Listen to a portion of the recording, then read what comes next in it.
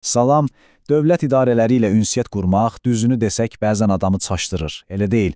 Bugün biz o labirintdən çıxmağınıza kömək edəcək bir bələdçiyə, inzibati icraat haqqında qanuna baxacağıq. Amma heç narahat olmayın, sizi mürəkkəb hüquqi terminlərlə yormayacağıq. Bu, sırf sizin gündəlik həyatınız üçün hazırlanmış praktik bir söhbət olacaq. O qədər sənəd, o qədər tələb, bitib tükənməyən gözləmələr. Yəqin ki, bu mənzərə çoxunuza tanış gəlir. Amma yaxşı xəbər odur ki, bu prosesdə tək deyilsiniz və əslində əlinizdə çox güclü bir vasitə var. Bugünkü məqsədimiz də məhz o bürokratiya pərdəsini biraz aralamaq və sizi öz hüquqlarınızla, necə deyərlər, silahlandırmaqdır. Gəlin görək, bugün nələrdən danışacağıq. Əvvəlcə bu qanunun əsas məqsədini, yəni ruhunu anlayacaq. Sonra sizin ən fundamental hüquqlarınıza, yəni alətlərinizə baxacağıq. Üçüncü addımda bir müraciəti necə düzgün etmək lazım olduğunu öyrənəcək. Dördüncüdə dövlət orqanlarının vəzifələrini müzakirə edəcək və sonda müraciətinizin nəticəsindən asılı olaraq hansı addımları ata biləcəyinizi aydınlaşdıracağıq. Beləliklə gəldik ilk dayanacağımıza. Sizi qoruyan o qalxan, yəni qanunun özü. Bilirsiniz, bu qanun sadəcə bir qaydalar toplusu deyil. Onun əsas missiyası sizi, yəni vətəndaşı qorumaq və dövlət orqanlarının fəaliyyətini qanunun aliliyi çərçivəsində saxlamaqdır. Baxın, bu cümlə birbaşa qanunun ürəyindən gəlir və əslində hər şey deyir. Yəni, bu sistemin mərkəzində siz dayanırsınız. Dövlət ilə vətəndaş arasında etibara söykənən bir münasibət qurulmalıdır. Unutmayın, bu çox vacib bir məqamdır. İnzibati orqanlar sizə qarşı bir güc deyil, sizin üçün çalışan bir xidmət olmalıdır. İndi isə keçirik sizin, necə deyərlər, alət çantanıza. Hər hansı bir dövlət qurumu ilə ünsiyyətə başlamazdan əvvəl bilməli olduğunuz toxunulmaz fundamental hüquqlar məhz bunlardır.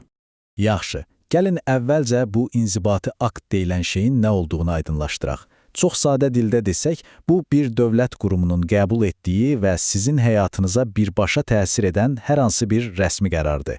Məsələn, sizə bir lisenziyanın verilməsi, müavinətin təyin edilməsi, hətta adi bir cərimənin yazılması.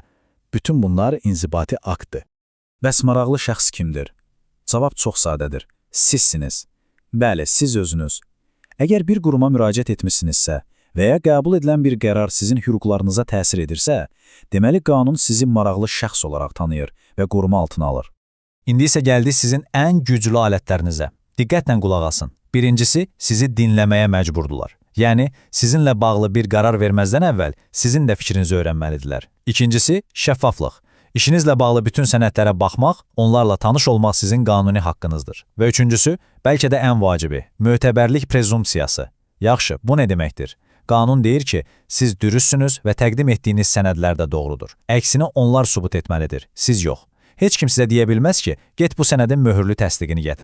Yaxşı, nəzəriyyəni bir kənara qoyaq, gəlin görək praktikada bir müraciəti necə düzgün hazırlamaq lazımdır ki, işiniz rəvan getsin. Əslində çox sadədir. Baxın, bu 5 şeyi yadda saxlasanız kifayətdir. Müraciət etdiyiniz qurumun adı, öz məlumatlarınız, nə istədiyiniz, tarix, imza və əlavə sənədlərin siyahısı. Bu, işinizin problemsiz başlaması üçün ilk və ən vacib addımdır. Və gəldik ən vacib məqamlardan birinə. Buna xüsusi diqqət yetirin. Qanun sizin yükünüzü azaltmaq üçün deyir ki, əgər hansısa bir sənəd və ya məlumat başqa bir dövlət qurumunun bazasındadırsa, sizi ora-bura göndərə bilməzlər. O sənədi əldə etmək birbaşa müraciət etdiyiniz qurumun öz işidir. Bu, sizin vaxtınıza və əsəblərinizə birbaşa qanuni hörmətdir. İndi isə gəlin medalın o biri üzünə baxaq. Yəni, qanun təkcə sizin vəzifələrinizi müəyyən etmir. İnzibati orqanların da sizə qarşı çox ciddi öhdəlikləri var. Bu, iki tərəfli bir yoldur. Bərabərlik prinsipi əslində adı qədər sadə və aydındır. Baxın, qanun deyir ki, əgər iki vətəndaşın vəziyyəti, yəni faktlar eynidirsə, onlara verilən qərar da eyni olmalıdır. Kiməsə ayrı seçkilik etmək, kiminsə xətrinə dəyməmək kimi hallar ola bilməz. Qanun qarşısında hamı bərabərdir və qərarlar da buna uyğun olmalıdır.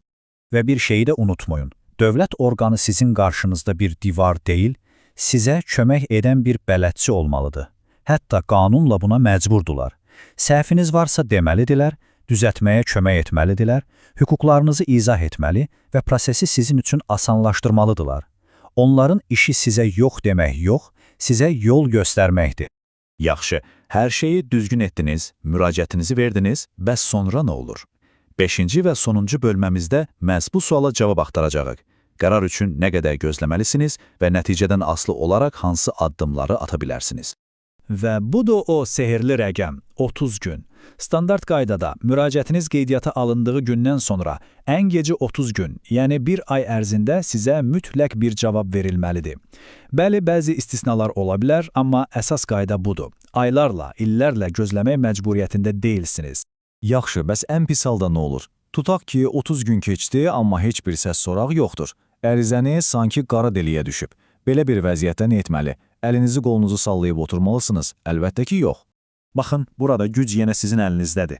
Əgər müddət bitibsə və cavab yoxdursa, qanun deyir ki, siz bunu imtina kimi qəbul edib birbaşa məhkəməyə gedə bilərsiniz. Yox, əgər sizə bir cavab gəlibsə, amma bu cavab sizi qane etmirsə, yenə seçim sizindir. İstəyirsiniz, bir üst quruma şikayət edin, istəyirsinizsə, yenə də birbaşa məhkəməyə müraciət edin. Əsas məsələ odur ki, proses heç vaxt dalana dirənmir. Sizin həmişə bir çıxış yolunuz var. Beləliklə, bu qısa bələdçimizin də sonuna gəldik. Ümid edirəm ki, faydalı oldu. Unutmayın, bu qanun sadəcə hüquqşünaslar üçün yazılmış qalın bir kitab deyil. Bu, sizin gündəlik həyatınızda istifadə edə biləcəyiniz real bir gücdür. Öz hüquqlarınızı bilin və onlardan istifadə etməkdən çəkinməyin. Çünki bunu heç vaxt unutmayın, qanun sizin tərəfinizdədir.